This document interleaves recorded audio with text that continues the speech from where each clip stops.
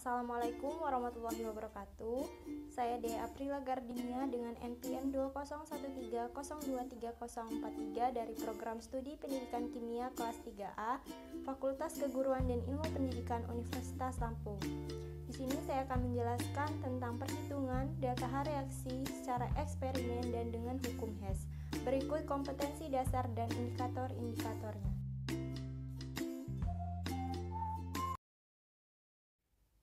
Assalamualaikum warahmatullahi wabarakatuh. Selamat pagi anak-anak. Waalaikumsalam warahmatullahi wabarakatuh. Selamat pagi Ibu.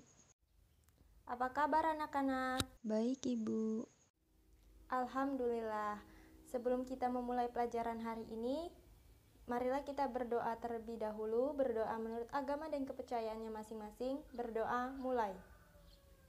Berdoa selesai. Ibu ingin bertanya, siapa yang tidak hadir pada hari ini? Hadir semua Bu. Alhamdulillah hadir semua ya. Ibu ingin bertanya, ada yang masih ingat materi apa yang kita pelajari kemarin?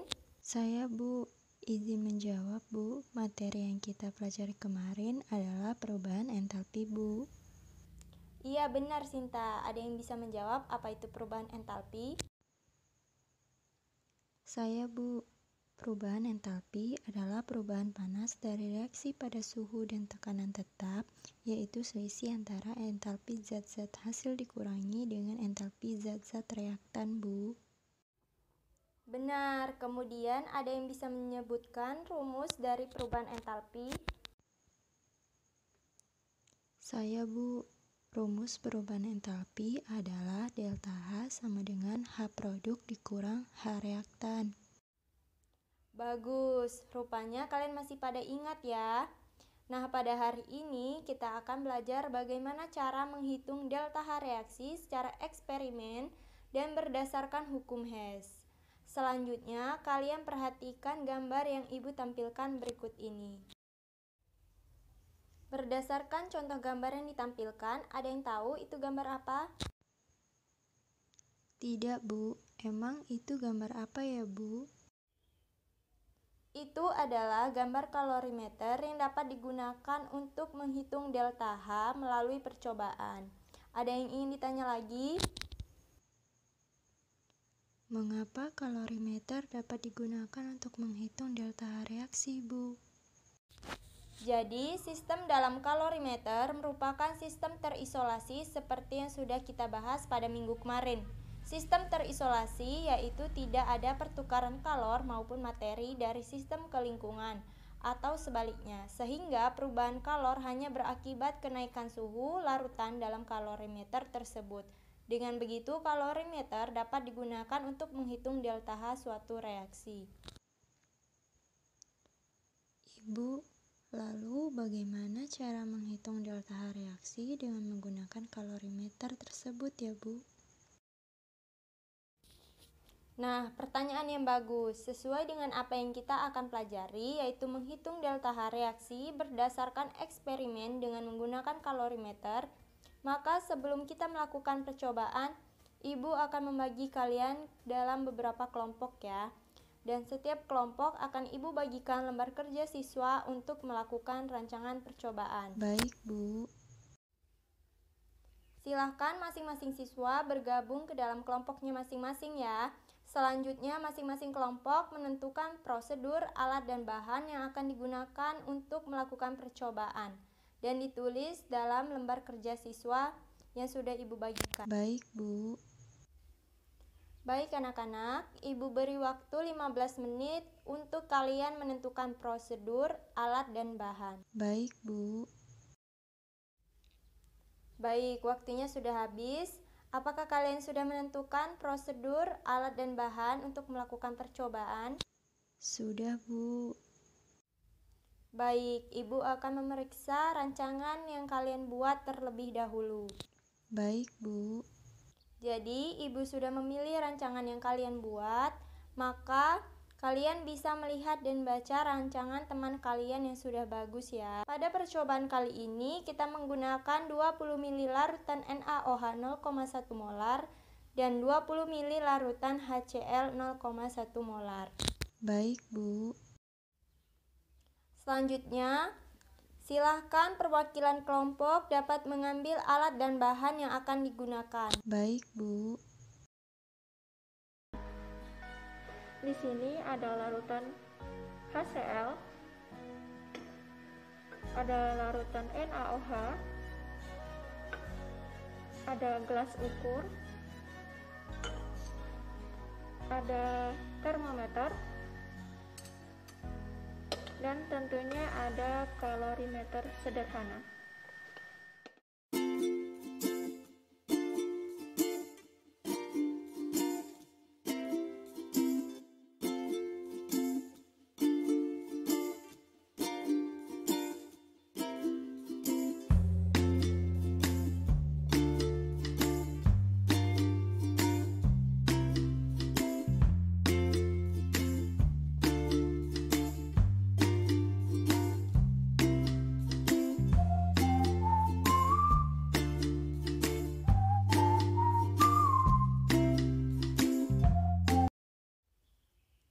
Setelah melakukan percobaan, tulislah hasil percobaan kalian ya.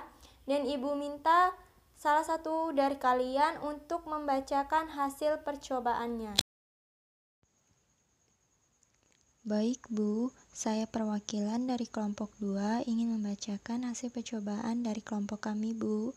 Jadi hasil pengamatannya, zat yang diamati yaitu adalah larutan NaOH 0,1 molar, suhunya 27 derajat Celcius, kemudian larutan HCl 0,1 molar dengan suhunya 27 derajat Celcius, larutan awal atau rata-rata suhunya 27 derajat Celcius, campuran larutan awal suhunya 27 derajat Celcius, kemudian campuran larutan setelah diaduk rata menjadi suhunya 28 derajat Celcius.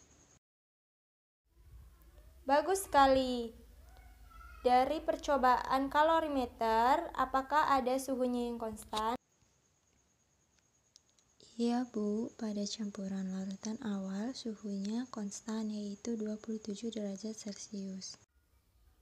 Benar. Sebelum melanjutkan pembahasan selanjutnya, kita akan menentukan nilai delta H dengan perhitungan ya. Adapun untuk menentukan tetapan kalorimeter, perhitungan adalah sebagai berikut.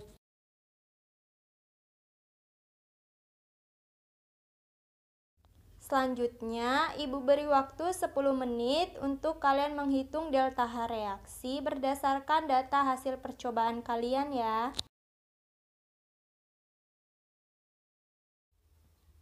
Rini, coba bacakan hasil perhitungan yang sudah kelompok kalian cari. Baik, Bu. Jadi, diketahui volume NaOH sama dengan 20 mili sama dengan 0,02 liter. Molaritas NaOH sama dengan 0,1 molar. Volume HCl sama dengan 20 mili sama dengan 0,02 liter.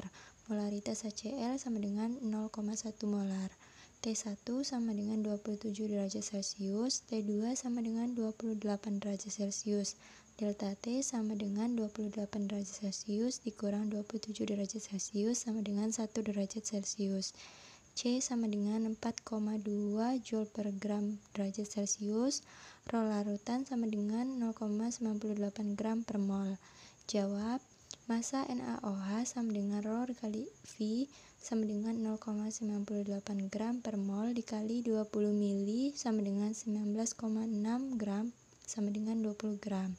Massa HCl sama dengan Rho dikali V sama dengan 0,98 gram per mol dikali 20 mili sama dengan 19,6 gram sama dengan 20 gram.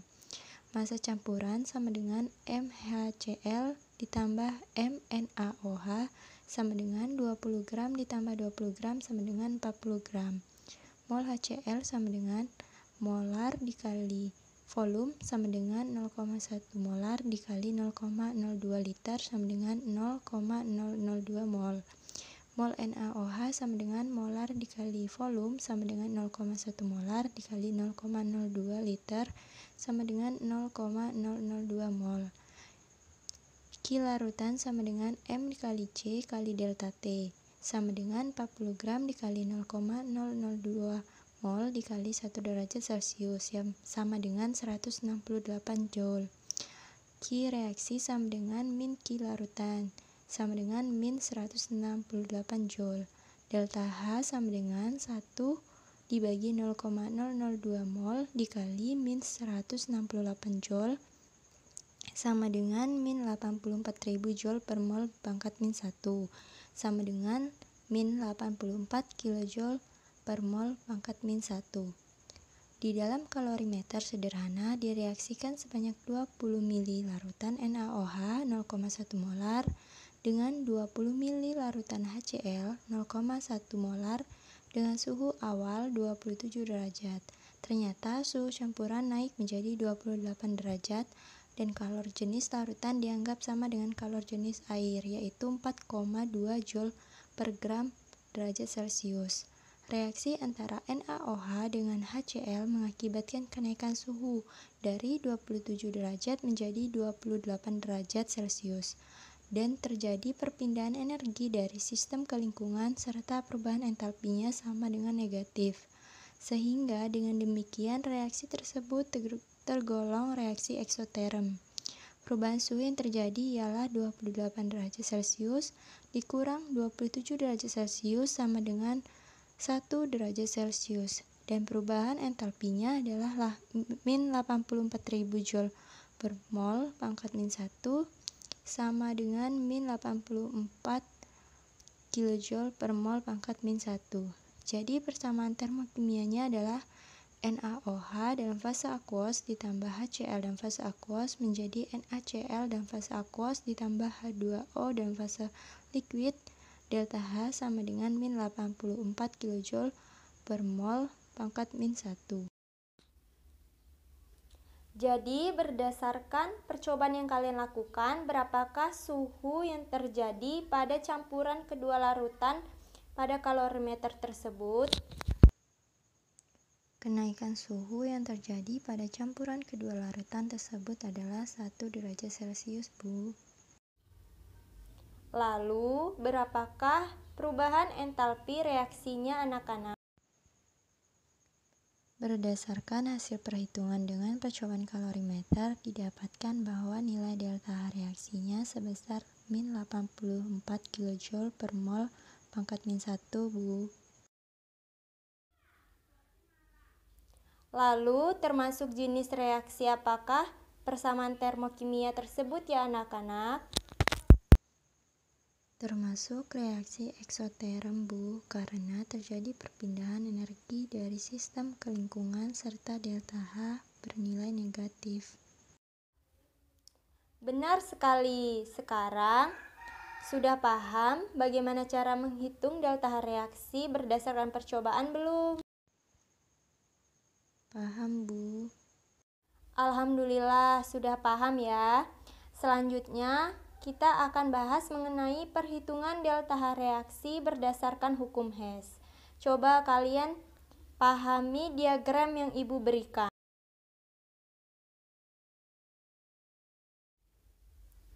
Berdasarkan diagram yang sudah Ibu berikan, apakah ada yang belum paham? Silakan kalian bisa bertanya. Ibu, saya ingin bertanya, bagaimana kaitannya dengan hukum Hess ya, Bu? Dan bagaimana bunyi dari hukum Hess tersebut, Ibu? Baik, untuk menjawab pertanyaan dari Siva, coba kalian perhatikan reaksi berikut ini.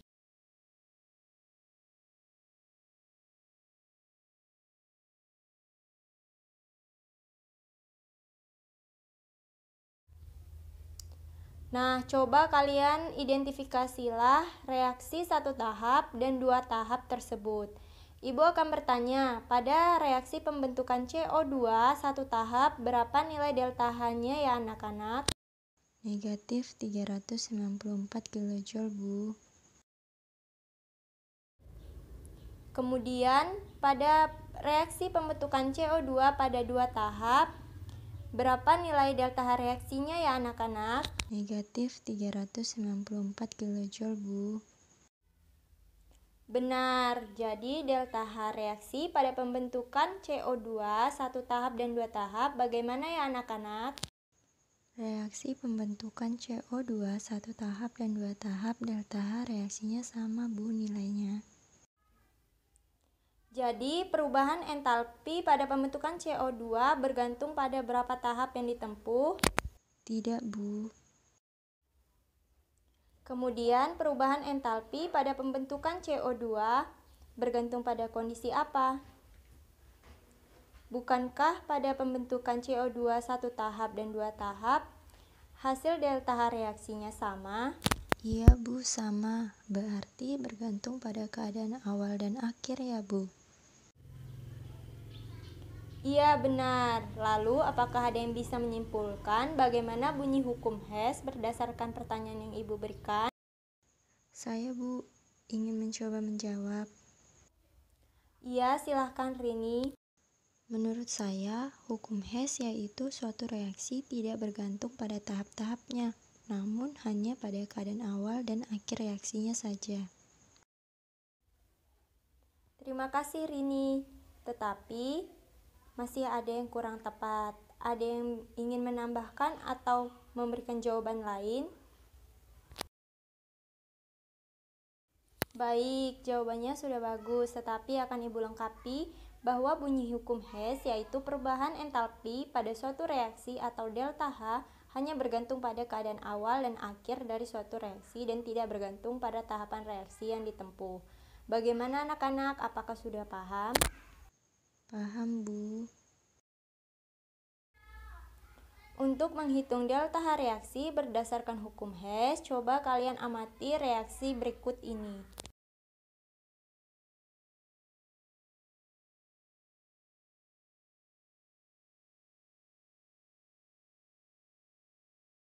Jadi, perubahan entalpi reaksi 4 dapat ditentukan dengan menyusun reaksi 1, 2, dan 3, sehingga penjumlahannya sama dengan reaksi 4 tersebut. Reaksi 1 acuannya adalah HF. Oleh karena itu, koefisien HF pada reaksi 4 adalah 4. Maka koefisien reaksi 1 harus dikali 2. Reaksi 1 disusun menjadi 2H2 dalam fase gas ditambah 2F2 dalam fase gas menjadi 4HF dalam fase gas. Delta H sama dengan min 1074 kJ. Reaksi 2 acuannya adalah CF4. Oleh karena itu, koefisien CF4 pada reaksi 4 adalah 2. Maka koefisien reaksi 2 harus dikali 2. Reaksi 2 disusun menjadi 2C dalam fase solid ditambah 2F2 dalam fase gas menjadi 2CF4 dalam fase gas. Delta H sama dengan min 1360 kJ. Reaksi 3 acuannya adalah C2H4. Koefisien C2H4 pada reaksi 3 dan reaksi 4 sudah sama. Tetapi reaksi 3 perlu dibalik sehingga C2H4 berada di ruas kiri. Reaksi 3 disusun menjadi C2H4 dalam fase gas menjadi 2C dalam fase gas ditambah 2H2 dalam fase gas. Delta H sama dengan min 52,3 kJ. Selanjutnya, ketiga reaksi tersebut dijumlahkan. 2H2 dalam fase gas ditambah 2F2 dalam fase gas menjadi 4HF dalam fase gas. Delta H sama dengan min 1074 kJ. 2C dalam fase solid ditambah 4F2 dalam fase gas menjadi 2CF4 dalam fase gas. Delta H sama dengan min 1360 kJ. C2H4 dalam fase gas menjadi 2C dalam fase gas ditambah 2H2 dalam fase gas.